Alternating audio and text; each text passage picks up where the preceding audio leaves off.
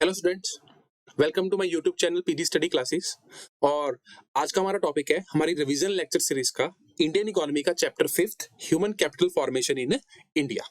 तो इस वीडियो के अंदर मैंने बेसिकली क्या किया है, पूरे चैप्टर को एमसीक्यू फॉर्म के अंदर कन्वर्ट कर दिया है। और जब हम एमसीक्यू सॉल्व करेंगे तो साथ के साथ मैं आपको उस टॉपिक की डिटेल एक्सप्लेनेशन भी दूंगा, तो जिससे आपका चैप्टर भी पूरा रिवाइज हो जाएगा और जो जो भी इंपॉर्टेंट क्वेश्चंस बनते हैं इसके अंदर वो भी आपके क्या हो जाएंगे, कवर हो जाएंगे। तो जो इससे पहले के पार्ट्स हैं और जो मैक्रो इकोनॉमिक्स के भी आपके सारे पार्ट्स हैं उसका लिंक डिस्क्रिप्शन में भी है, और प्लेलिस्ट में जाकर रिवीजन लेक्चर सीरीज से आप जाकर चेक भी कर सकते हो, आपको वो सारे के सारे पार्ट्स मिल जाएंगे। तो चलो स्टार्ट करते हैं अपनी वीडियो को।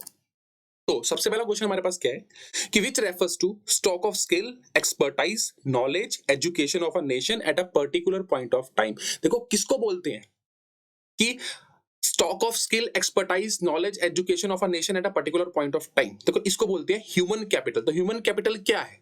Human capital is a stock of skill, मतलब देश के पास, कंट्री के पास कितने लोगों का, कितने एक्सपर्ट लोग हैं किसी भी पर्टिकुलर फील्ड में हो, कितने नॉलेजेबल, कितने एजुकेटेड या कितने स्किल्स पर्सन है ना एक पर्टिकुलर पॉइंट ऑफ टाइम के ऊपर, उसको हम क्या बोलते हैं? उसको बोलते हैं ह्यूमन कैपिटल। ठीक है ना? तो ह्यूमन कैपिटल फॉर्मेशन क्या होता है? देखो ह्यूमन कैपिटल फॉर्मेशन होता है जब हम इस एग्जिस्टिंग स्टॉक के अंदर, मान लो हमारे देश के अंदर 1 लाख स्किल्ड लोग हैं और 2 लाख डॉक्टर्स हैं, 3 लाख इंजीनियर्स हैं, 4 लाख चार्टर्ड अकाउंटेंट्स हैं। ठीक है ना? तो जब इस स्किल के अंदर और लोगों को ऐड किया जाता है ना, उसको बोलते हैं ह्यूमन कैपिटल फॉर्मेशन। तो बेसिकली कंपनी, जो कंट्री की ह्यूमन कैपिटल फॉर्मेशन है ना, वो लगातार होती रहती है एजुकेशन देकर, ठीक है ना, लोगों को अच्छी सुविधाएं देकर। लगातार हर कंट्री क्या चाहती है कि उसके देश के अंदर ह्यूमन कैपिटल फॉर्मेशन होती रहे। ठीक है ना? अच्छा, एक होता है ह्यूमन डेवलपमेंट। देखो ह्यूमन डेवलपमेंट और ह्यूमन कैपिटल में ना दोनों में फर्क है, इस चीज को ध्यान से सुनना। देखो जो ह्यूमन डेवलपमेंट मतलब क्या होता है कि हम इंटरनली जो एक ह्यूमन बीइंग है उसको डेवलप कर देंगे। कैसे? उसको स्किल देकर, नॉलेज देकर उसको प्रॉपरली डेवलप कर दिया। लेकिन वो अब चाहे वो देश के वैल्यू एडिशन करे या ना करे, वैल्यू एडिशन मींस चाहे वो देश के लिए एक स्टॉक बने या ना बने, मतलब वो देश का फायदा करे ना करे, लेकिन अगर उसको एक नॉलेज या स्किल मिल गई ना जिससे वो अपना ही भला कर ले, मतलब वैल्यू एडिशन चाहे वो करे या ना करे वैल्यू एडिशन के प्रोसेस में, that is called human development. लेकिन ह्यूमन कैपिटल क्या होगी? वो स्टॉक जो देश के पास है और जो वैल्यू एडिशन में क्या करेगा, पार्ट भी लेगा, मतलब देश के अंदर कुछ ना कुछ देश का फायदा करेगा। जैसे डॉक्टर, इंजीनियर जो देश में वर्क कर रहे हैं ना, वो क्या कर रहे हैं? अल्टीमेटली देश की, कंट्री की जीडीपी को ग्रो करने में फायदा कर रहे हैं। ठीक है ना? लेकिन ह्यूमन डेवलपमेंट क्या है कि एक इंसान को नॉलेजेबल कर देना। अब नॉलेजेबल करने से क्या होगा? कम से कम वो अपनी लाइफ तो अच्छे जी पाएगा ना, चाहे वो देश के लिए कुछ करे या ना करे। तो human development, self development of individual with best knowledge, but not means कि increasing the value addition of the country. But human capital मतलब क्या होता है? जो एंड में देश की वैल्यू एडिशन करता है, मतलब देश के अंदर जीडीपी ग्रोथ करने में मदद करता है। और ह्यूमन कैपिटल फॉर्मेशन क्या है? एक प्रोसेस जो इस कैपिटल को इंक्रीज करता है। चलो, तो नेक्स्ट क्वेश्चन हमारे पास क्या है कि which of the following statements is true regarding human capital and human development. देखो human capital is link with value addition in the economy. बिल्कुल सही बात है। जो ह्यूमन कैपिटल है मतलब देश के पास जितना स्टॉक पड़ा है किसका, एक्सपर्ट लोगों का, स्किल्ड लोगों का, नॉलेजेबल लोगों का, वो अल्टीमेटली क्या करते हैं? वैल्यू एडिशन करते हैं इकोनॉमी के अंदर, मतलब देश की जीडीपी को बढ़ाने में मदद करते हैं। जितने ज्यादा अच्छे पढ़े लिखे एंटरप्रेन्योर टाइप के लोग होंगे ना देश में, उतना ज्यादा उसकी जीडीपी क्या करेगी, ग्रो करेगी। तो ये स्टेटमेंट बिल्कुल क्या है, सही है। Human development including development of human being as self rather than for value addition in the economy. देखो ये भी बात सही है कि ह्यूमन डेवलपमेंट का मतलब क्या होता है कि ह्यूमन बीइंग को डेवलप कर दिया जाए ताकि वो अपनी लाइफ फ्यूचर में अच्छी जी सके, उसको नॉलेज हो हर चीज की। ठीक है ना? वो उसके लिए क्या अच्छा है क्या बुरा है वो कर सके। लेकिन इसका मतलब ये नहीं है कि ह्यूमन डेवलपमेंट मतलब ये नहीं है कि वैल्यू एडिशन ही करेगा, कर भी सकता है इकोनॉमी में, पर जरूरी नहीं है कि वो वैल्यू एडिशन के लिए ही हो, शायद वो अपना ही भला करो। ठीक है ना? तो ह्यूमन, एक चीज और याद रखना, ह्यूमन डेवलपमेंट जो है वो एक बिगर कॉन्सेप्ट है ह्यूमन कैपिटल से, क्योंकि ह्यूमन डेवलपमेंट में हम ओवरऑल नॉलेज इंक्रीज कर रहे हैं। अब अगर वो वैल्यू एडिशन देश की इकोनॉमी में कर दे तो वो ह्यूमन कैपिटल बन गई, और अगर नहीं भी करता तो वो ह्यूमन डेवलपमेंट तो रहेगा ही रहेगा। तो human development is a bigger concept. अच्छा, तो ये दोनों तो सही है। Human capital and human development both are same term. देखो दोनों सेम नहीं है, दोनों में क्या है फर्क है वो डिफरेंस हमने देख लिया। तो answer will be both A and B.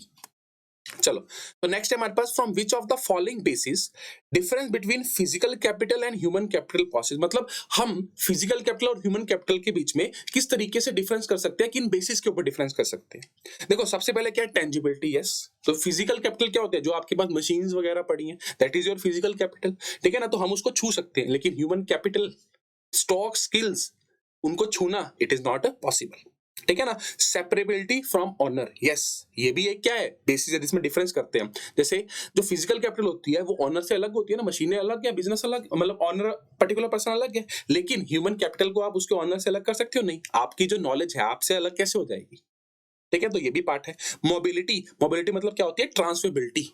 देखो फिजिकल कैपिटल को हम एक जगह से दूसरी जगह पर ट्रांसफर कर सकते हैं, लेकिन हम ह्यूमन कैपिटल को ट्रांसफर कर सकते हैं, मतलब उसकी नॉलेज, उसकी स्किल को नहीं, वो तो उसके साथ ही रहेगी।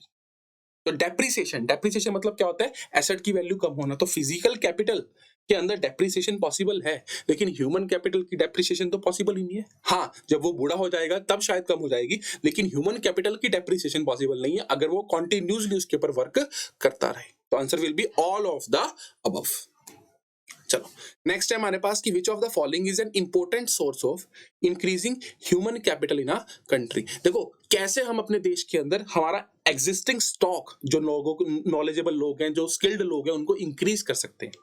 ज्यादा से ज्यादा सरकार एजुकेशन के ऊपर एक्सपेंडिचर करे, इससे क्या होगा, देखो एजुकेशन ज्यादा लोगों को मिलेगी तो उससे क्या होगा, लोग ज्यादा स्किल्ड होंगे, वो ज्यादा देश की कोई ना कोई नई इन्वेंशंस करेंगे, जिससे देश की वैल्यू क्या होगी, क्रिएट होगी। एक्सपेंडिचर ऑन हेल्थ, देखो एक sound mind in a sound body, अगर आप शरीर हेल्दी है ना तभी आप देश के लिए कुछ वैल्यू एडिशन कर पाओगे, लेकिन अगर आप बीमार हो तो फिर आपकी नॉलेज, एक्सपर्टाइज, उसका कोई फायदा नहीं है। तो सरकार अगर हेल्थ के ऊपर एक्सपेंडिचर करेगी तब भी ह्यूमन कैपिटल बढ़ सकती है। ऑन द जॉब ट्रेनिंग, देखो जॉब के ऊपर रहते हैं उनको ट्रेनिंग दे, उनको स्किल्ड किया जाए, ठीक है ना। तो ये सारी चीजें ही क्या है, पॉसिबल है ह्यूमन कैपिटल को बढ़ाने में किसी भी कंट्री के अंदर। चलो, नेक्स्ट हमारे पास क्या है कि migration contributes to human capital formation. This statement is, देखो बिल्कुल सही बात है। माइग्रेशन मतलब क्या होता है, जब गांव से लोग ना शहरों में आते हैं, किसके लिए, जरूरी नहीं है एक जगह से दूसरी जगह पर जाते हैं, जरूरी नहीं है गांव से शहरों में आते हो, किसी और जगह भी जाते हो, ठीक है ना। तो लोग क्या करते हैं, बेटर अपॉर्चुनिटीज के लिए ना एक जगह से दूसरी जगह पर जाते हैं। तो उससे क्या होता है, उससे जो शहर है उनके पास और अच्छे स्किल्ड लोग आते हैं, या वो उनको स्किल्ड कर कर ह्यूमन कैपिटल फॉर्मेशन कर सकते हैं, ठीक है ना। तो माइग्रेशन जो है, जब लोग गांव से छोड़कर शहरों में माइग्रेट करेंगे ना, तो उससे ह्यूमन कैपिटल फॉर्मेशन इंक्रीज होगी ही होगी, देश के अंदर स्किल्ड लोग आएंगे। या देखो गांव के लोगों के पास स्किल्स होते हैं लेकिन उनके स्किल्स को पहचाना नहीं जाता, तो वो शहर के अंदर आके माइग्रेट होकर उनके स्किल्स की क्या कर सकते हैं, वैल्यू को इंक्रीज कर सकते हैं, ठीक है ना। तो ये स्टेटमेंट क्या है, सही है। नेक्स्ट हमारे पास कि which of the following statement is true, इनमें से कौन सी स्टेटमेंट क्या है, सही है। Human capital formation leads to low productivity of physical capital. देखो उन्होंने बोला कि ह्यूमन कैपिटल फॉर्मेशन, अगर आप ह्यूमन की कैपिटल फॉर्मेशन करोगे, मतलब ज्यादा से ज्यादा नॉलेजेबल स्किल्ड लोग को पैदा करोगे ना, तो उससे जो आपकी फिजिकल कैपिटल है, मींस जो मशीन्स हैं, उसकी प्रोडक्टिविटी कम होगी। देखो ये स्टेटमेंट तो क्या है, गलत है। उससे क्या होगा, अगर आप स्किल्ड लोग पैदा करोगे ना, तो उससे प्रोडक्टिविटी क्या होगी, बढ़ेगी, ना कि कम होगी, ठीक है ना, क्योंकि उनको अच्छे तरीके से चलाना आएगा, मशीन्स को कैसे चलाना है। Human capital formation leads to greater participation rate to male, देखो ये भी पॉसिबल नहीं है। ह्यूमन कैपिटल फॉर्मेशन करोगे, आप नॉलेज दोगे, तो वो तो चाहे मेल हो चाहे फीमेल हो, चाहे रूरल एरिया चाहे अर्बन एरिया, सबको स्किल्ड होने की अपॉर्चुनिटी मिलेगी, ठीक है ना। तो ग्रेटेस्ट पार्टिसिपेशन होगी लोगों की, लेकिन अकेली मेल की नहीं होगी। तो ये भी स्टेटमेंट क्या है, wrong. Human capital formation stimulate the process of economic growth and vice versa. देखो ये स्टेटमेंट ना बिल्कुल सही है और इसको समझना आपके लिए बहुत ज्यादा जरूरी है। देखो ह्यूमन कैपिटल फॉर्मेशन क्या करेगी, देश के अंदर इकोनॉमिक ग्रोथ का प्रोसेस बढ़ाएगी। अब वो कैसे बढ़ाएगी, मान लो कि आप लोग क्या करते हैं, कंट्री क्या करती है, वो एजुकेशन देती है लोगों को, स्किल्ड करती है। देखो ज्यादा लोग स्किल्ड होंगे, उससे क्या होगा, वो ज्यादा से ज्यादा लोग जीडीपी के अंदर क्या करेंगे, कंट्रीब्यूट करेंगे, मतलब गुड्स एंड सर्विसेज को क्या करेंगे, प्रोड्यूस करेंगे। अब गुड्स एंड सर्विसेज प्रोड्यूस होंगी तो लोगों के पास क्या होगी, इनकम डिस्ट्रीब्यूशन होगी, लोगों की पर कैपिटा इनकम देश की क्या होगी, बढ़ेगी, लोगों के हाथ में ज्यादा पैसा आएगा। अब जैसे ही लोगों के हाथ में पैसा आया, वो क्या करेंगे, खर्चा करेंगे, किसके ऊपर खर्चा करेंगे, वो better education and better health के ऊपर एक्सपेंडिचर करेंगे। तो क्या है ह्यूमन कैपिटल फॉर्मेशन, जैसे ही आपने लोगों को स्किल किया, उनकी अपनी नॉलेज से नई नई प्रोडक्ट्स तैयार की, जैसे देश की जीडीपी क्या हुई, बढ़ी, तो इकोनॉमिक ग्रोथ हुई कंट्री की। और जब उनके हाथ में इकोनॉमिक ग्रोथ हुई, पैसा आया, तो उन्होंने एक्सपेंडिचर किसके ऊपर किया? एजुकेशन के ऊपर, हेल्थ के ऊपर। तो उससे क्या हुआ? इकोनॉमिक ग्रोथ होते सार ही उनके हाथ में पैसा आया, उन्होंने भी एक्सपेंडिचर करना शुरू कर दिया, तो ह्यूमन कैपिटल फॉर्मेशन बनती रही। ठीक है ना? तो ह्यूमन कैपिटल फॉर्मेशन जो होगा वो इकोनॉमिक ग्रोथ को खींचेगा, और इकोनॉमिक ग्रोथ जो है वो ह्यूमन कैपिटल फॉर्मेशन। तो ये दोनों स्टेटमेंट क्या है? बिल्कुल सही है। ठीक है ना? चलो, तो नेक्स्ट है हमारे पास, when people are educated trained in one country but give their service in another country for better opportunities. का देखो, इसको क्या बोलते हैं? इसको बोलते हैं ब्रेन ड्रेन। ब्रेन ड्रेन मतलब क्या होता है कि लोग स्किल्ड पढ़ते हैं, स्किल्ड होते हैं कंट्री के अंदर, लेकिन वो बेटर अपॉर्चुनिटी के लिए देश को छोड़कर किसी दूसरे देश में जाकर अपनी स्किल को यूज करते हैं। तो ह्यूमन कैपिटल फॉर्मेशन तो कंट्री के अंदर हुआ, लेकिन ह्यूमन कैपिटल वो हमारे देश की ना बनकर दूसरी कंट्री की बनी। तो दैट इज कॉल्ड, इसको क्या बोलते हैं? इस टर्म को बोलते हैं ब्रेन ड्रेन। देखो, माइग्रेशन क्या होता है? सिंपली लोग गांव से शहरों के अंदर तरह आते हैं बेटर अपॉर्चुनिटीज के लिए। ठीक है ना? लेकिन माइग्रेशन में क्या है कि स्किलिंग जब वो माइग्रेट होते हैं तब होती है, और ट्रांसफर तो क्या होता है? जॉब के अंदर होते हैं, सिंपल एक पोजीशन छोड़कर दूसरी पोजीशन में ट्रांसफर करते हैं। लेकिन इसका आंसर क्या है? Brain drain. चलो, तो विच of the following is a problem for human capital formation. देखो, ह्यूमन कैपिटल फॉर्मेशन मतलब क्या प्रॉब्लम आ रही है सरकार को? पॉपुलेशन बढ़ रही है लगातार, ये भी प्रॉब्लम है, क्योंकि सब लोगों को स्किल एक्सपर्टाइज करना मुश्किल है सरकार के लिए, इतना एक्सपेंडिचर पॉसिबल नहीं। ब्रेन ड्रेन हो रहा है, लोग सीखते यहाँ पर है लेकिन छोड़कर चले जाते हैं। ठीक है ना? लो एकेडमिक स्टैंडर्ड्स। लो एकेडमिक स्टैंडर्ड्स मतलब क्या है कि देखो, ग्रेजुएट तो बहुत है, पोस्ट ग्रेजुएट तो बहुत है, लेकिन उनमें स्किल नहीं है। तो जिससे जो हमारी एकेडमिक है ना, मतलब जो आपकी डिग्रीज है ना, उनके स्टैंडर्ड इंटरनेशनल स्टैंडर्ड से मैच नहीं करते, जिससे आपको जॉब या बिजनेस करने की अपॉर्चुनिटीज कम मिलती है, या तो स्किल्स ही डेवलप नहीं हो पाते। तो answer will be all of the above. चलो, तो नेक्स्ट है हमारे पास कि which of the following statement is correct.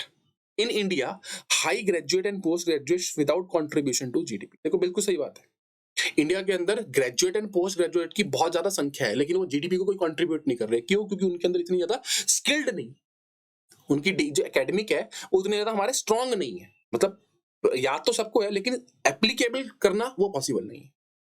Education and literacy both are same. देखो, ये चीज गलत है। Education and literacy both are same नहीं है। कैसे नहीं है? देखो, एजुकेशन का मतलब क्या होता है? आपको पढ़ाना, नॉलेज देना है किसी भी चीज के बारे में, ठीक है ना, जिसमें आप उसके बारे में क्या हो जाओ, स्किल्ड हो जाओ, आपको पता चल जाए। That is called education. लेकिन लिटरेसी क्या है?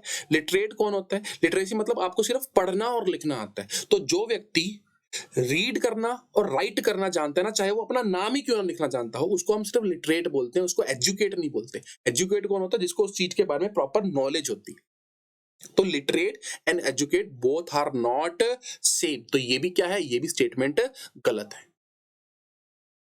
अच्छा, human capital formation measurement is still a challenge. देखो, ये बात सही है कि ह्यूमन कैपिटल फॉर्मेशन जो है वो अभी भी क्या है? चैलेंज है कंट्री के लिए, क्योंकि अभी भी देश के अंदर पॉपुलेशन बहुत ज्यादा है, एकेडमिक स्टैंडर्ड इतने ज्यादा अच्छे नहीं है, सरकार का एजुकेशन के ऊपर एक्सपेंडिचर इतना ज्यादा नहीं है।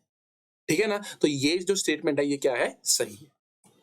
चलो, नेक्स्ट है हमारे पास मैच द फॉलोइंग। देखो, तपास मजूमदार कमेटी बनाई गई थी। तो ये कमेटी बनाई गई थी, ये एजुकेशन से रिगार्डिंग कमेटी थी। तो इन्होंने क्या बताया था कि कम से कम 1.5 लाख करोड़ का सरकार एक्सपेंडिचर करे, किसके ऊपर? एजुकेशन के ऊपर, पिछले अगले 10 सालों तक। तब जाके देश में एजुकेशन का बेस क्या हो? बढ़िया बनेगा। ठीक है ना? तो तपास मजूमदार कमेटी जो थी वो किसके लिए थी? एजुकेशन सेक्टर के लिए थी। और 10 साल तक कम से कम सरकार क्या करे? एक्सपेंडिचर करे एजुकेशन के ऊपर, और 1.5 से 2 लाख करोड़ के बीच में इसकी एक फिगर थी। ठीक है ना? एजुकेशन कमीशन 1964 और 66, देखो ये कमीशन बनाया गया था, और इसने क्या राय दी थी कि कम से कम गवर्नमेंट जो है, चाहे वो स्टेट है चाहे वो सेंटर है, वो 6% अपनी जीडीपी का किसके ऊपर खर्च करे? एजुकेशन के ऊपर खर्च करे। तो याद रखना, अभी हाल फिलहाल हम कितना कर रहे हैं? सिर्फ 4% ही कर रहे हैं, लेकिन उन्होंने क्या रिकमेंडेशन दी थी एजुकेशन कमीशन ने? 6% जीडीपी ऑन एजुकेशन। देखो, राइट ऑफ एजुकेशन एक्ट, इसका मतलब क्या होता है? 6 से 14 साल तक के बच्चों को फ्री एजुकेशन देना। ये 2009 के अंदर एक कानून पास हुआ, ठीक है ना? तो ये हमारा फंडामेंटल राइट बना दिया गया था। तो 6 से 14 साल तक के बच्चों को फ्री एजुकेशन देश के अंदर क्या है? कंपलसरी है।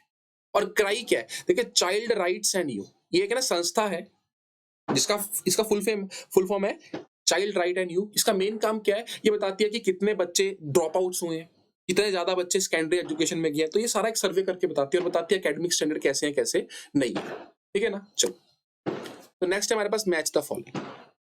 देखो, एनसीईआरटी क्या है? आप सब पढ़ते हो 12वीं क्लास तक, जो भी मटेरियल टेक्स्ट मटेरियल बनता है वो सारा कौन बनाता है? एनसीईआरटी बनाता है। यूजीसी, देखो जब आप ग्रेजुएट हो जाओगे ना, जितने भी ग्रेजुएशन से रिगार्डिंग जो टेक्निकल कोर्स नहीं है, नॉन टेक्निकल जैसे बीए बीकॉम कोर्सेज हो गए, ठीक है ना, ये सारा कौन, इसके लिए सारे रूल्स एंड रिगार्डिंग कौन प्रिपेयर करता है? हायर एजुकेशन के लिए यूजीसी, ठीक है, यूनिवर्सिटी ग्रांट कमीशन, ठीक है ना। और उसके बाद क्या आता है? AICT, all India councils of technical education. तो ये क्या बनाती है? देखो जितने भी आपके टेक्निकल कोर्सेज हैं, लाइक इंजीनियर कोर्सेज हैं, वो सारे को कौन गवर्न करता है? एआईसीटीई। और ICMR, Indian council for medical and research, तो जितने भी आपके मेडिकल की रिसर्च होती है, मेडिकल के हॉस्पिटल्स हो गए या जो भी डॉक्टर्स की डिग्री है, वो सारा कौन देखता है? वो देखता है आईसीएमआर। चलो, तो नेक्स्ट है हमारे पास, which of the following is challenge in India for complete education in the country? देखो क्या इंडिया के लिए चैलेंज है, ताकि क्यों देश के अंदर बेसिकली कंप्लीट एजुकेशन नहीं हो पा रहा? क्या प्रॉब्लम आ रही? जेंडर बायसनेस है, मेल को ही भेजा जाता है, फीमेल को इतना ज्यादा पढ़ाने के लिए नहीं भेजा जाता, ठीक है, अभी भी गांव के अंदर चल रहा है। प्राइवेटाइजेशन हो रहा है, जिससे बहुत ज्यादा एजुकेशन महंगी हो चुकी है। आम पब्लिक जो गरीब है उसके लिए पॉसिबल ही नहीं है कि वो अपने बच्चे को प्राइवेट स्कूल्स में पढ़ा या कॉलेजेस में पढ़ा सके।